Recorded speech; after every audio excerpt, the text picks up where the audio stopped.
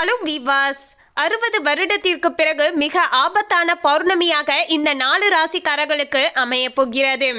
ஆமாங்க, 12 ராசிக்காரர்கள்ல இந்த 4 ராசிக்காரர்களுக்கு பௌர்ணமி நாளான அன்றைய தினத்திலேயே ஜோதிட ரீதியாக பார்க்கும்போது கும்பராசியில சனியுடைய வக்ர நிவர்த்தியானது ஏற்பட்டு இந்த 4 ராசிக்காரர்களுடைய வாழ்க்கையில இனி வரப்போகின்ற நாட்கள் பிரச்சனைகளாக மாறப்போகிறது.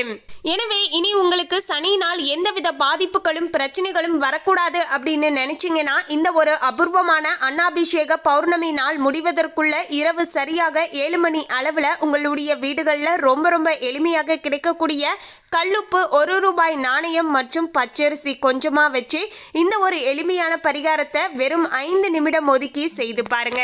நிச்சயமாக உங்களுடைய வீடுகளில் நல்ல மாற்றங்களானது ஏற்படுவதை நீங்கள் பரிபூரணமாக உணர்ந்து கொள்ளலாங்க. குறிப்பாக சொல்லணும்னா பணம் தொடர்பாக தற்போது உங்களுடைய வீடுகளில் இருக்கக்கூடிய அனைத்து விதமான பிரச்சனைகளும் பார்த்தீங்கன்னா தீர ஆரம்பிக்குங்க. செல்வ சேர்க்கையானது உண்டாகும் அப்படின்னு சொல்லலாம். அதற்கு ஏற்றாற் போல நீங்க செய்யக்கூடிய தொழில்ல நல்ல ஒரு மாற்றமும் முன்னேற்றமும் ஏற்படுங்க. வீட்டில் தேவையில்லாம வரக்கூடிய வீண் விரைய செலவுகள் அனைத்துமே பார்த்தீங்கன்னா குறைய ஆரம்பிக்கும். வருடத்திற்கு ஒரு முறை மட்டுமே வரக்கூடிய ஒரு அபூர்வமான நாளாகத்தான் இந்த அன்னாபிஷேக நாளானது அமைய கொடுங்க. அதுலயுமே மங்களகரமான வெள்ளிக்கிழமை அன்று வந்திருப்பது கூடுதல் சிறப்பம்சமாகவே அமைஞ்சிருக்குங்க. இந்த ஒரு அருமையான நாளை பயன்படுத்தி தான் பார்த்தீங்கன்னா நம்முடைய வாழ்க்கையில இனி வரப்போகின்ற அனைத்து விதமான பிரச்சனைகளையும் நம்ம போக்கிக் கொள்வோம். நீங்க பாத்தீங்கன்னா காகத்திற்கு எள் கலந்த சாதத்தையும் வச்சுட்டு வாங்க. இதன் மூலமாகவும் சனியினால் ஏற்படக்கூடிய சங்கடங்கள் கொஞ்சம் குறைய ஆரம்பிக்குங்க. மேலும் பாத்தீங்கன்னா இந்த 4 ராசிக்காரர்கள் மட்டும்தான் இந்த பரிகாரம் செய்யணுமா அப்படின்னு கேட்டா கிடையாதுங்க. எல்லோருமே இந்த பரிகாரம் செய்யலாம். ஆனால் கட்டாயமாக இந்த 4 ராசிக்காரர்கள் செய்து கொள்வதன் மூலமாக இனி வரப்போகின்ற நாட்கள்ல அவங்களுக்கு ஏற்படக்கூடிய பிரச்சனைகளானது கொஞ்சம் குறைய ஆரம்பிக்குங்க. எனவே ஆபத்தை சந்திக்கக்கூடிய அந்த 4 ராசிக்காரர்கள் யார் யாரு, மேலும் இந்த பரிகாரத்தை எப்படி முறைப்படி செய்யணும் அப்படிங்கிற எல்லா விஷயத்தையுமே டீட்டெயிலா தெரிந்து கொள்ளலாம். அதுக்கு முன்னாடி இன்னும் நம்ம சேனலை சப்ஸ்கிரைப் பண்ணலனா சப்ஸ்கிரைப் பண்ணிடுங்க. அப்படியே பக்கத்தில் இருக்கக்கூடிய பெல் ஐகானையும் பிரஸ் பண்ணுங்க. வாங்க வீடியோக்குள்ள போகலாம். 15/11/2021 வெள்ளிக்கிழமையான நாளைய தினத்துல தான் ஐப்பசி மாதத்துடைய இறுதி நாளிலேயே பௌர்ணமியானது சேர்ந்து அன்னாபிஷேக பௌர்ணமியாக நமக்கு அமைஞ்சிருக்குங்க. இந்த நாளிலேயே கும்பராசியில சனியுடைய வக்ர நிவர்த்தியும் ஏற்பட போகிறது. பொதுவாகவே சனியுடைய ஒவ்வொரு பெயர்ச்சியுமே பார்த்தீங்கன்னா ஒவ்வொரு தனிப்பட்ட மனிதர்களுடைய வாழ்க்கையிலையுமே சில தாக்கத்தை ஏற்படுத்தி தரக்கூடுங்க. அந்த வகையில தான் 12 ராசிக்காரர்கள்ல இந்த 4 ராசிக்காரர்களுக்கு பிரச்சனையாக அமைய போகிறது. அதாவது மேசராசி, கடகராசி, சிம்மராசி மற்றும் விருச்சக ராசி இந்த 4 ராசிக்காரர்களுக்குமே பார்த்தீங்கன்னா இனி சனியினால் சில பிரச்சனைகளானது ஏற்பட போகிறது. பொருளாதார ரீதியாக நீங்க ரொம்பவே பார்த்தீங்கன்னா பின்னடைவை சந்திப்பீங்க. தொழில் ரீதியாக பார்த்தீங்கன்னா முடக்க நிலையை நீங்க சந்திக்கலாங்க. ஸோ இது மாதிரியான எந்தவித பிரச்சனைகளும் ஏற்படக்கூடாது அப்படின்னு நினைச்சீங்கன்னா நீங்க பௌர்ணமி நாள் இரவு இந்த ஒரு எளிமையான பரிகாரத்தை செஞ்சுட்டு வாங்க. நிதி ரீதியாக நல்ல ஒரு முன்னேற்றமானது ஏற்பட்டு தொழில் ரீதியாகவும் முன்னேற்றமானது ஏற்பட ஆரம்பிக்குங்க. அதன் மூலமாக கையிருப்புமே பார்த்தீங்கன்னா அதிகரிக்க ஆரம்பிக்குங்க. இந்த பரிகாரத்தை இந்த 4 ராசின்னு கிடையாதுங்க, எல்லோருமே பார்த்தீங்கன்னா கட்டாயமாக இந்த பௌர்ணமி நாள் முடிவதற்குள்ள செஞ்சுட்டு வாங்க.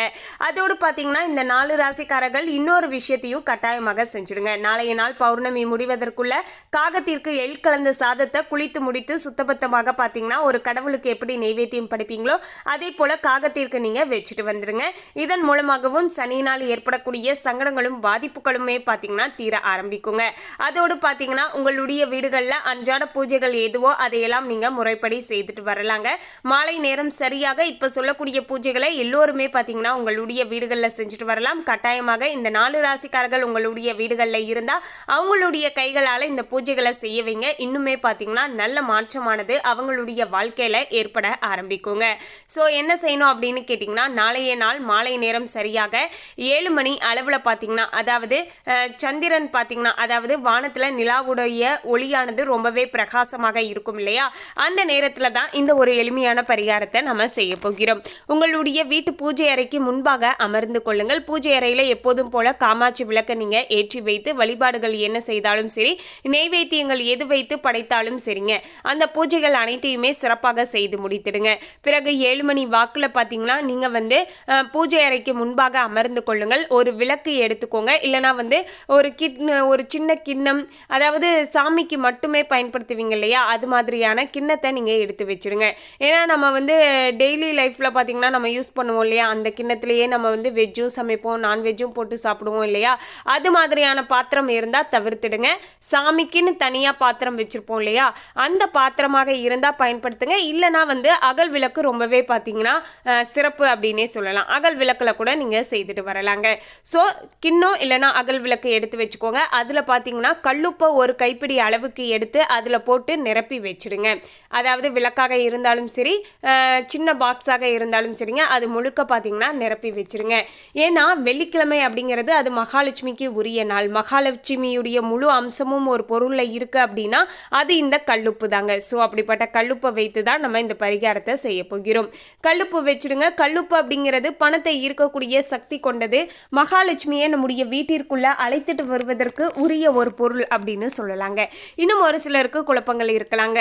அதாவது கல்லுப்பு வீட்டில் இருக்கக்கூடியதை பயன்படுத்தலாமா, இல்லைனா நான் வந்து புதுசாக வாங்கிட்டு வந்து பயன்படுத்தலாமா அப்படின்னு கேட்டிங்கன்னா, நீங்கள் வீட்டில் இருக்கிறது பயன்படுத்தலாம். இருந்தாலுமே வெள்ளிக்கிழமை அன்று கல்லுப்பை வீட்டிற்குள்ளே வாங்கிட்டு வருவது அந்த மகாலட்சுமியை வந்து நம்முடைய வீட்டிற்குள்ளே அழைத்துட்டு வருவதற்கு சமம் என்பதால் முடிஞ்ச அளவுக்கு ஒரு கல்லுப்பு பேக்கெட்டை நீங்கள் கடையில் இருந்து வாங்கிட்டு வாங்க. அது இன்னுமே பார்த்தீங்கன்னா உகந்ததுங்க. சரிங்க, அந்த கல்லுப்பை வச்சிட்டிங்க. அதற்கு மேலே பார்த்தீங்கன்னா ₹1 நாணயம், இல்லைனா ₹5 நாணயம், இல்லைனா ₹10 காசு, உங்ககிட்ட எவ்வளவு காசு இருந்தாலும் சரிங்க, அதை நீங்கள் அந்த கல்லுப்புக்கு மேலே வச்சுடுங்க. பிறகு அந்த நாணயத்துக்கு மேலே பார்த்தீங்கன்னா ஒரு 3 பருக்கு அளவுக்கு பார்த்தீங்கன்னா பச்சரிசியை வைங்க. 3ன்னு கிடையாது, ஒரு 5-6 கூட வைக்கலாம். ஆனால் பார்த்தீங்கன்னா அந்த காசை விட்டு அந்த அரிசியானது கீழே வந்து சிதறக்கூடாது, கீழே விழக்கூடாது. ஸோ அதற்கு தகுந்தாற் போல் எத்தனை அரிசி வைக்க முடியுமோ அத்தனை அரிசியை நீங்கள் வச்சுடுங்க. ஒரு 3, 5 அப்படிங்கிற ஒற்றைப்படையில் பார்த்தீங்கன்னா அந்த நாணயத்துக்கு மேலே பார்த்தீங்கன்னா அந்த அரிசியை வைக்கணும். நல்லா நம்ம வச்சுக்கோங்க. ஃபஸ்ட்டு வந்து அகல் விளக்கில் கல்லுப்பை நிரப்பிடுறோம். அந்த கல்லுப்புக்கு மேலே ஒரு காசை வைக்கிறோம். அது ₹1 இருக்கலாம், இல்லைனா ₹5 இருக்கலாம், உங்களுடைய விருப்பம். பிறகு அந்த காசுக்கு மேலே பார்த்தீங்கன்னா அரிசி இருக்கு இல்லையா, பச்சரிசி, புழுங்கல் அரிசி வைக்கக்கூடாதுங்க. நல்லா ஞாபகம் வச்சுக்கோங்க. பச்சரிசி மட்டும்தான் இன்றைய நாள் பயன்படுத்தணுங்க. ஏன்னா இன்றைய நாள் பார்த்தீங்கன்னா அன்னாபிஷேகமாக அமைஞ்சிருக்கு இல்லையா, ஸோ அன்னத்தை வைத்து நம்ம இது போன்ற அரிசியை வைத்து செய்வது இன்னுமே அளவற்ற புண்ணியத்தை நமக்கு கொடுக்கும். அதோடு சந்திரனுக்கு உரிய பொருளாகவும் அரிசி இருப்பதால் நம்ம அரிசியை வைத்து பண்ணும்போது இன்னுமே அதீதமான பலனானது நமக்கு கிடைக்கும். ஸோ இப்படி வச்சுட்டு ஓம் நமச்சிவாயா போற்றி அப்படிங்கிற திருமந்திரத்தையும் மனதார ஒரு 9 முறை உச்சரித்து கொண்டு, எங்களுக்கு அன்னத்திற்கு என்றைக்குமே பஞ்சமே வரக்கூடாது, எல்லோருக்குமே அன்னமானது கிடைக்கணும், இந்த உலகத்தில் இருக்கக்கூடிய அனைத்து ஜீவராசிகளுக்குமே அன்னம் கிடைக்கணும் அப்படின்னு மனதார வேண்டிக் கொண்டு இந்த பூஜைகளை செய்துடுவாங்க. இதன் மூலமாக உங்களுடைய வீடுகளில் என்றென்றைக்குமே பார்த்தீங்கன்னா பணத்திற்கு குறைவிருக்காது, அன்னத்திற்கு குறைவில்லாமல் நீங்கள் சந்தோஷமாக இருப்பீங்க. அதோடு பார்த்தீங்கன்னா உங்களுடைய வாழ்க்கையில் நீங்கள் தெரிந்தோ தெரியாமலேயோ செய்து வந்த பாவங்களும் பார்த்தீங்கன்னா தீர ஆரம்பிக்குங்க. அதோடு பார்த்தீங்கன்னா இந்த பூஜைகள் செஞ்சுட்டு உங்கள் வீட்டுக்கு வெளியே நீங்கள் போயிட்டு வானத்தில் தெரியக்கூடிய அந்த நிலாவையும் பார்த்தீங்கன்னா வழிபாடு செய்துக்கோங்க. அப்படி செய்கின்ற பட்சத்தில் ஓம் ஸ்ரீம் சந்திரமௌலீஸ்வராய நமக இந்த திருமந்திரத்தை நோட் பண்ணி வச்சுக்கோங்க.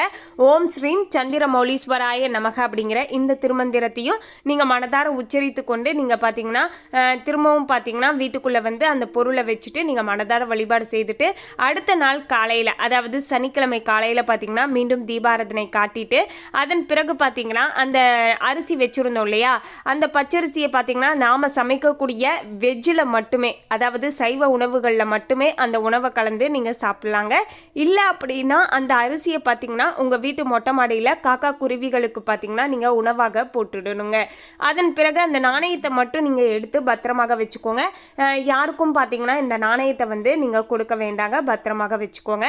அதன் பிறகு பார்த்தீங்கன்னா அந்த கல்லுப்பு இருந்தது இல்லையா, அந்த கல்லுப்பை பார்த்தீங்கன்னா நீங்கள் தண்ணீரில் கரைச்சி விட்டுருங்க. இந்த கல்லுப்பை பயன்படுத்த வேண்டாங்க, தண்ணீரில் கரைச்சி விட்டுருங்க. உங்களுடைய கஷ்டங்கள் எல்லாமே கரைந்து போயிருங்க. நல்லதானது உங்களுடைய வாழ்க்கையில் நடக்க ஆரம்பிக்குங்க. ஸோ எளிமையாக இந்த ஒரு சில விஷயங்களை பார்த்தீங்கன்னா உங்களுடைய வீடுகளில் செய்துடுவாங்க. பொதுவாகவே பார்த்தீங்கன்னா பௌர்ணமி நாட்கள் என்று சொன்னாலேயே அது வந்து மனிதனுடைய மனநிலையில் பல வித்தியாசங்கள் இருக்கும். இந்த பௌர்ணமி நாட்களில் பார்த்தீங்கன்னா நம்மளால் எந்தவித தெளிவான முடிவையும் எடுக்க முடியாது அப்படிங்கிற மாதிரியான சில விஷயங்கள் சொல்லப்படுவதும் உண்டுங்க. இதனாலேயோ என்னவோ இது போன்ற பௌர்ணமி நாட்களில் அதிகமாக இறை வழிபாடுகளும் பார்த்தீங்கன்னா ஒரு பக்கம் செய்யப்படுகிறது. இறை வழிபாடுகள் செய்துதான் நம்முடைய வாழ்க்கையில் எல்லா விதமான நன்மைகளையும் நம்ம பெற்றுக்கொண்டு இருக்கிறோம் அப்படிங்கிற மாதிரியான சில விஷயங்களும் பார்த்தீங்கன்னா சொல்லப்படுவதுமே உண்டுங்க. எது என்னவாக இருந்தாலுமே மிக மிக அபூர்வ அபூர்வமாக அன்னாபிஷேக பௌர்ணமி வந்திருக்கு. இந்த நாளை தவற விட்டுறாதீங்க. இந்த எளிமையான பரிகாரத்தை செஞ்சு உங்களுடைய வாழ்க்கையில வெற்றியை பெற்றுக்கோங்க. மேலும் இந்த தகவலை பற்றிய உங்களுடைய கருத்தை கமெண்ட்ல பதிவு பண்ணுங்க. இந்த தகவல் உங்களுக்கு பிடிச்சிருந்தா லைக் பண்ணுங்க, ஷேர் பண்ணுங்க. இது போன்ற சுவாரஸ்யமான தகவலை தெரிந்து கொள்ள சேனலை சப்ஸ்கிரைப் பண்ணுங்க. தேங்க்யூ.